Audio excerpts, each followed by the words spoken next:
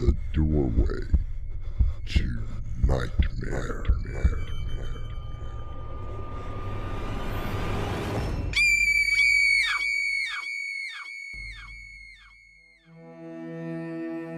Come in. Welcome. I'm your host, Artemis Black. Carl Sagan once said, "We are the representatives of the cosmos. We are an example of what hydrogen atoms can do, given 15 billion years of cosmic evolution." And I beg the question, are we still evolving into what I hope a better version of a human being? Come on in. Door's open. Mr. Zimmerman. Benjamin Zimmerman? And who might you be? Detective Bailey, from Homicide. Took you long enough to get here. You were expecting me? Of course I was. Care for a drink? No, sir. Well, if you were expecting me, then you already know why I'm here. Is this the part where you read me my rights? Would you care to explain to me why you shot that woman in the bar? You wouldn't believe me. Nobody believes me. I just want to stay here, keep drinking, and then... Why don't you tell me what happened? Just like everyone else, you won't believe me. Mr. Zimmerman, I've been a detective for over 20 years. There is nothing that you can say that I haven't heard before. You haven't heard this one. Why don't you try me? All right, let's play it your way. The woman I shot, and yes, I shot her, was my wife. Why don't you start at the beginning? I'm telling you, you will not believe me, but it's the truth. I was saving mankind. The world. Have you mixed the drinks already? You know how Dr. Phillips likes his martini. Yes, I mixed it correctly. What are you looking for? Oh, I was looking for one of those cufflinks you gave me. I can't seem to find them. They're behind your cigar box on the right. What? Oh, yes, here they are. Wait, how did you know where they were? You've been sitting across the room putting your makeup on this entire time. How did you see them? Oh, I saw them in the mirror. Behind the cigar box? I must have seen them earlier and just remembered where they were. Yes, I suppose so. Well, anyway, I found them. Are you almost ready? The reservation is for 8. Just finishing up. That must be Eric.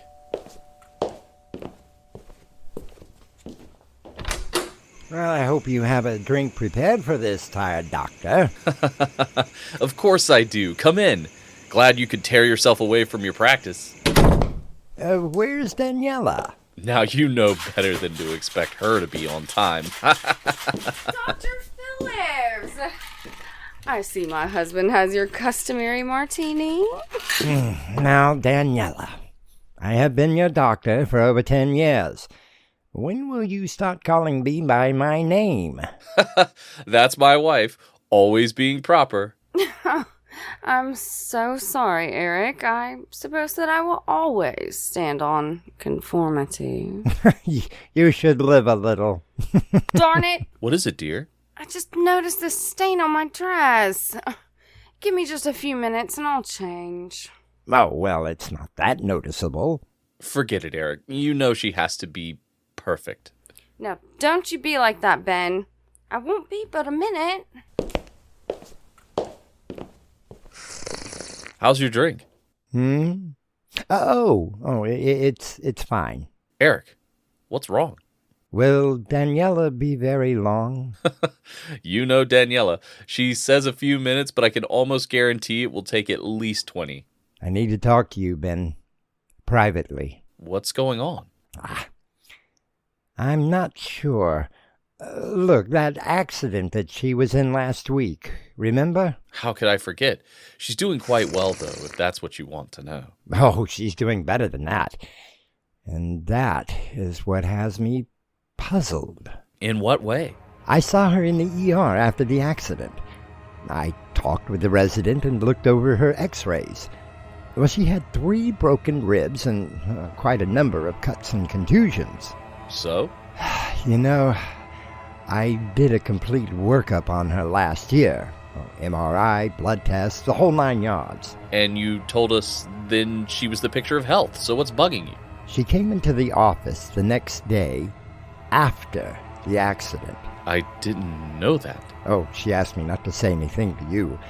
Anyway, I did another complete workup. Is there a problem? Well, that's just it. There is no problem. Her ribs were completely broken in that accident. That in itself should have taken weeks to heal. They were fine. Completely restored. What? Oh, but that's not all. Her heart is smaller. Her liver has shrunk, and there is no appendix. I looked at the results from the MRI this afternoon. I found an anomaly in her brain. You don't mean... No, not cancer. Well, that's just it. There is a growth in the back of her brain that seems to be pushing out of the skull. Can it be removed? Ben, I've never seen anything like it. It literally looks like a new set of eyes.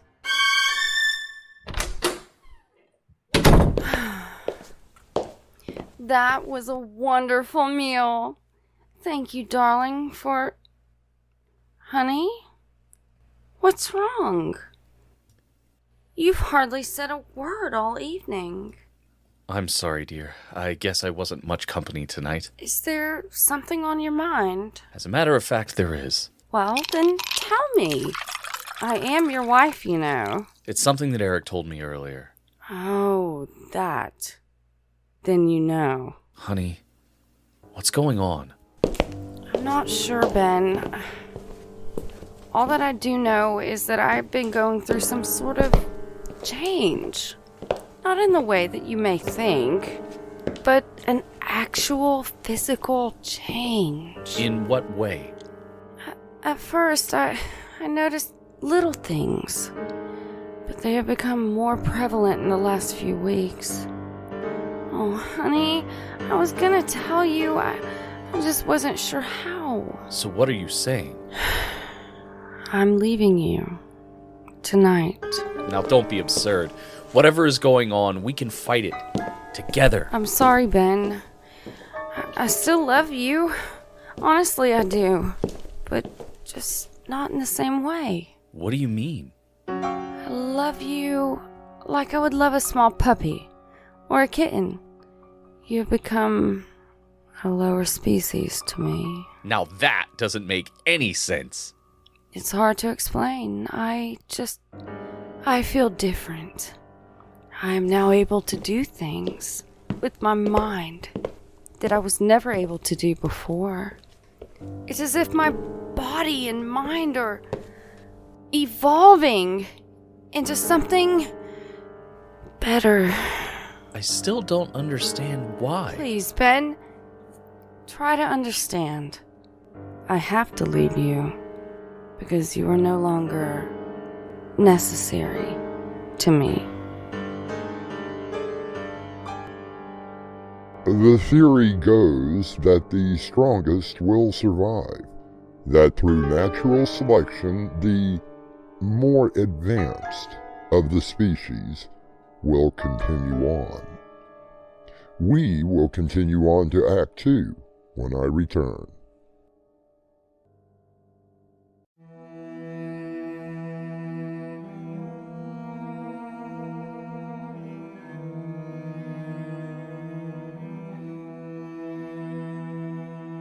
One of the most argued theories is that of Charles Darwin, It has been the center of controversy for many years, and depending on which side you are on, it will be argued for many more. Mr. Zimmerman, you're not telling me anything.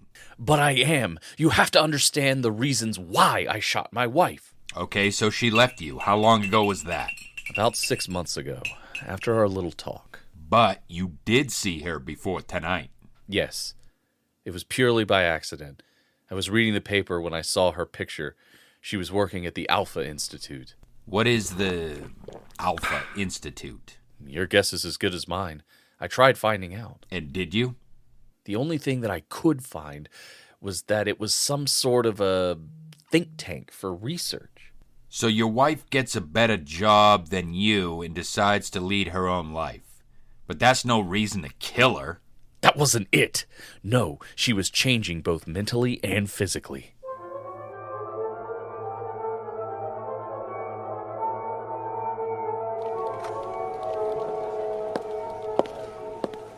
Ben?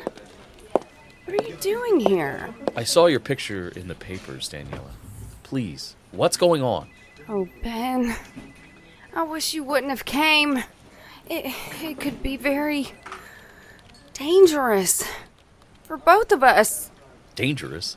In what way? Please, you must go. Don't ever come back. Daniela, I demand to know what you were doing. All right, Ben. Come in here. Fine. Now what's going on? And who's behind that desk? He's no one. No one important anyway. I still don't understand. I told you that I was going through some changes. I now know what is going on. Think of me as a better human being than I was. You mean better than me? I'm sorry, Ben. You must leave before they find you. Before who finds me? Did you think that I was the only one? There are many of us. But who are they? That is all I can tell you. Now please, go, while there's still time. So you left. Yes, but then I decided that I wanted more answers. So I walked back to the door. Before I actually went in, I could hear her talking with the man I saw sitting behind the desk. What was she saying? She told the man to breathe deep, then exhale.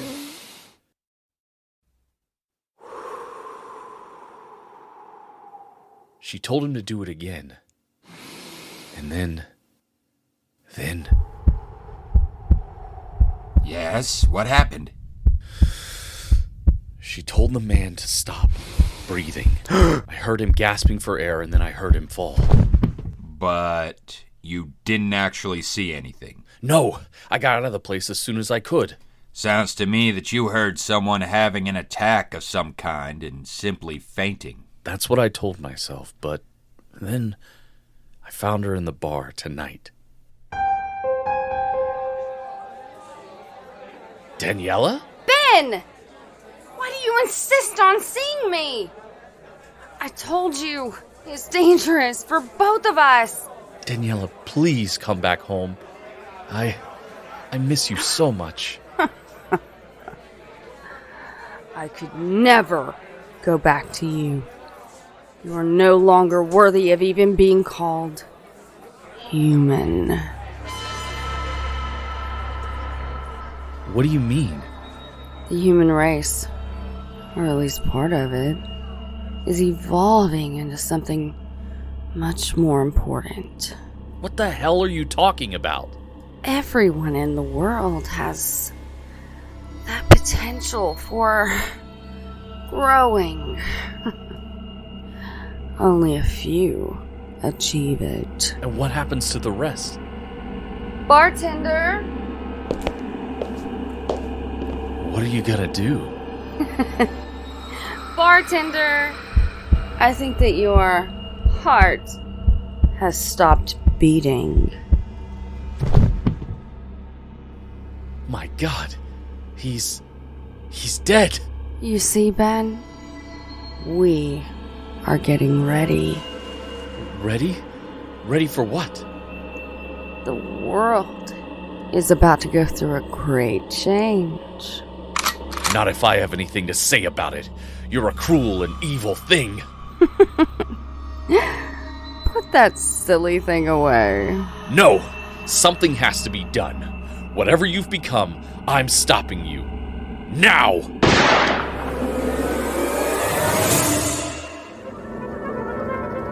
And that's when you killed her. Yes. I had to do something. Don't you see? She killed the bartender with just a word. She killed that other man in the Alpha Institute. She had to be stopped. And you think that your gun did the trick? I'm ready to go to the station with you. I'll make a full statement. I don't believe that will be necessary, Mr. Zimmerman. But why? You can come in now.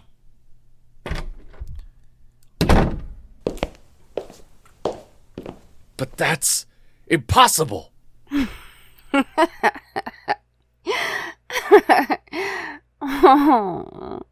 For our kind, the new human race, nothing is impossible.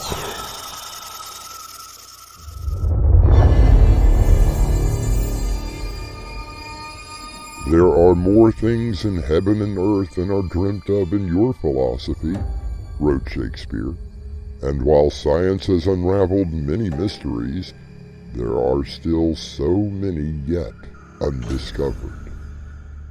I'll be back shortly with Act 3.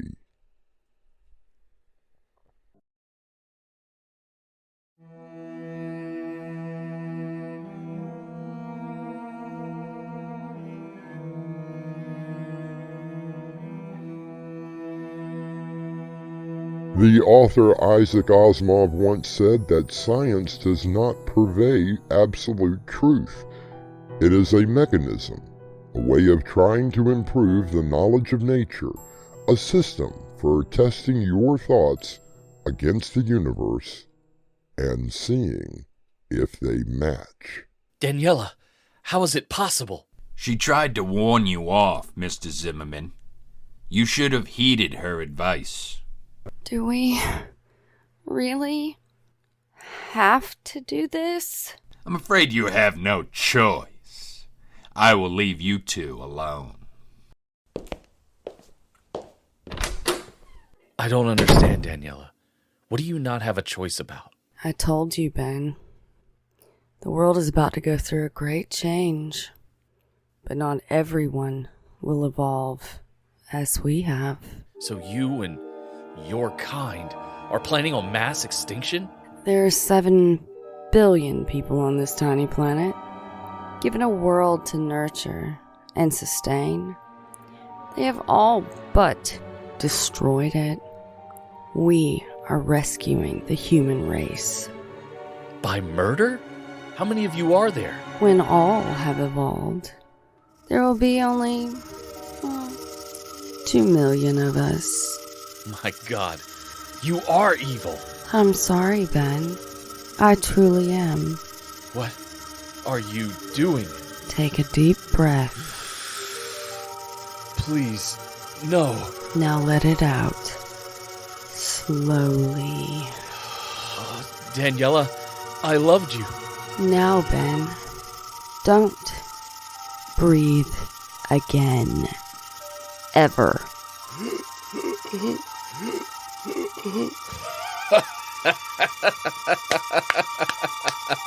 Bravo, bravo. Die, Ben. I told you to die. Now I am the one who is sorry. Did you honestly think that we would allow this to happen? No, Ben. What do you mean, we? We have been nurturing and watching over this planet for billions of years, and we are not about to let a few upstarts upset our plans. But that is what we are trying to do. Help this tiny little world. By killing off the majority of the species? That was never the plan. I didn't like you. Your kind never plan, but we always do. That's not true. Ben? I think that perhaps your head is hurting. Oh, God. Ben! My head! Please make it stop! It's getting worse, isn't it? So bad that your head is going to explode. No! No! Ben!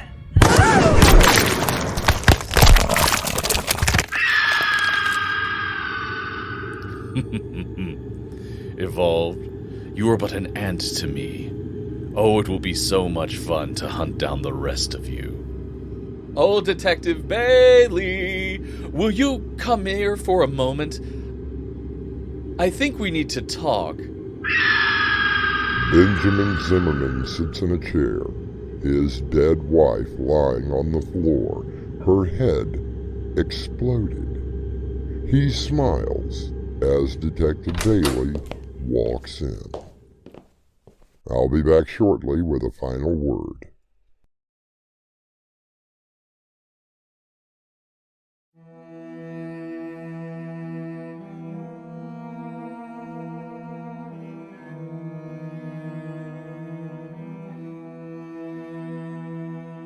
Carl Sagan once said, "Somewhere, something incredible is waiting to be known." But ask yourself, is the human race ready for such things?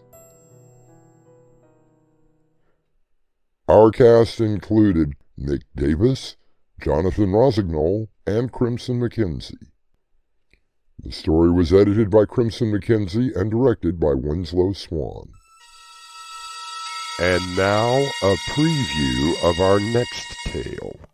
Dorothy, I've got a problem. How bad could it possibly be this time, Fred?